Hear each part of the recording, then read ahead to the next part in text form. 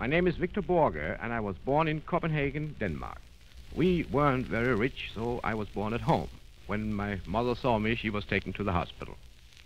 When I was 5 years old, my father opened the door to the living room and found me in front of a roaring fire.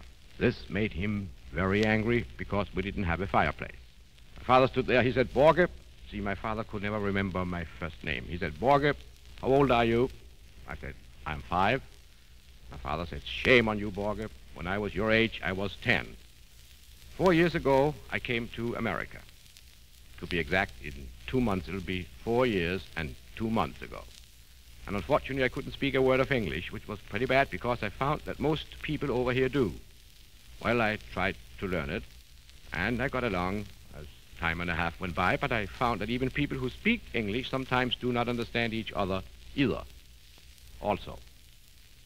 And I tried to find the reason, and here's what I found. When you write a letter, you use punctuation marks in order to make your sentences understood. For instance, you write a sentence like, was I an idiot? And you put a question mark after that sentence. That indicates that you are not quite sure. Now, if you, instead of the question mark after the same sentence, put an exclamation point, then there is no doubt. I hope you see the difference on account of these little signs, which make them very important. But we do not use them when we talk, and that might be the reason that we do not understand each other.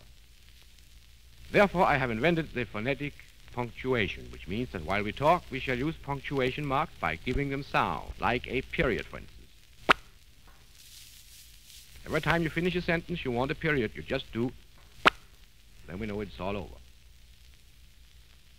Here's a dash.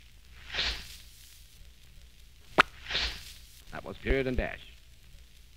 Exclamation point is a vertical dash with a period underneath. Here's a comma.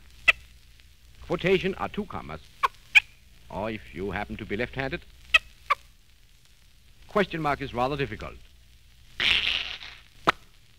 And finally, we have the colon. You know, the 2 little dots, you put them either over or under each other, as you feel like. I think in America, you usually put them over each other. See, in Denmark, we put them under each other, but that's just a small country. Colon sounds like this. And that is all you have to learn. Now, if you will turn the record, I'll be glad to read a story to you so you can hear how it sounds when used. I have in my hand a pocket edition of Shakespeare, Johann Sebastian Shakespeare. I have it in my hand because it wouldn't do me any good in my pocket right now. I have prepared a story right here in the beginning, and I would like to read this to you. It's right here in the beginning. Let me see now. Yes, I have prepared it. It's right here on page 2642. This story takes place in London, somewhere in England.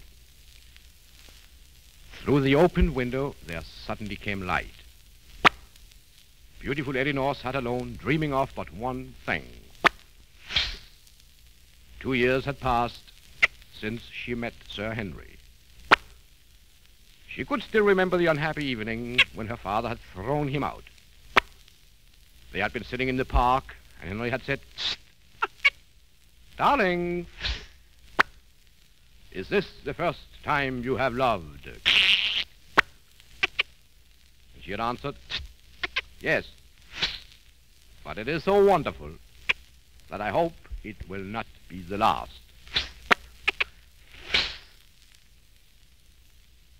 Suddenly she heard a well-known sound. It was he. In 2 strides he was near her, embraced, kissed, and caressed her. "Henry, what is love?" she asked.